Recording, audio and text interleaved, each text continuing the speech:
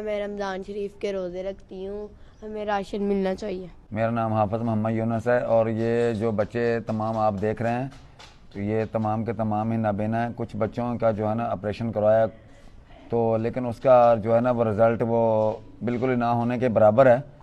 تو گھر کے حالات جو ہیں وہ اس وقت بالکل ہی فاقہ کشی پر اترے ہوئے ہیں, اور سحری بھی کرنی ہے, افطاری بھی کرنی ہے. تو یہ تمام جو ہے نا مشکلات ہیں ہمارے ساتھ.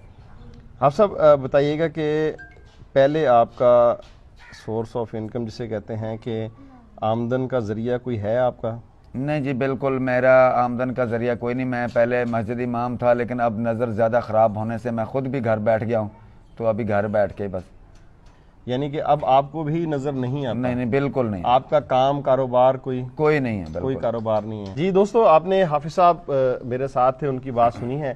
یہ معصوم بچے بیٹھے ہوئے ہیں جو کہ صبح اگر کھانا کھاتے ہیں تو دوپہر میں جو گیٹ کی طرف ان کی نگاہ ہوتی ہے کہ شاید کوئی دستک دے گا, کوئی مسیحا آئے گا جو ان کے لیے کھانے کا بندوبست کرے گا.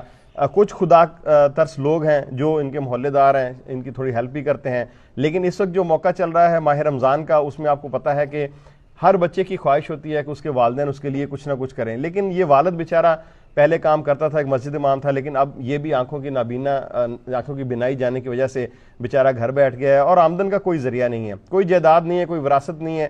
یہ ہمارے ہی بھائی بہن ہیں چھوٹے جو آپ بیٹھے دیکھ رہے ہوتے ہیں, ان کے بھی اسی طرح کے جذبات ہیں, اسی طرح کے ان کے بھی خیالات ہیں, اسی طرح کا یہ بھی کھانا کھاتے ہیں. تو میری تمام جو حضرات جن کو اللہ تعالیٰ نے توفیق دی ہے, جو پاکستان میں رہنے والے, پاکستان سے باہر رہنے والے دوست میری ویڈیو دیکھ رہے ہیں, تو ان سے میری اپیل ہے کہ ماہ رمضان میں آپ زکوٰۃ بھی نکالتے ہیں, سارا کچھ کرتے ہیں, اور اس کے علاوہ بھی لوگ جو یہ سمجھتے ہیں کہ ان بچوں کا حق ہے, ان کو ملنا چاہیے, تو ان کی بھرپور مدد کریں, ان کے ساتھ تعاون کریں. اگر ان کا کہیں پہ آپریشن ممکن ہو تو اس کے لیے بھی میں اپیل کرتا ہوں کہ وہ سائنس اور ٹیکنالوجی بہت جدید آ چکی ہے, غریب بندے کی پہنچ میں نہیں ہوتا, اس لیے وہ وہاں تک پہنچ نہیں سکتا. لیکن اگر کوئی بندہ کوئی ذمہ لے لے کہ وہ ان کا علاج کروائے گا تو بہت خوشی کی بات ہوگی.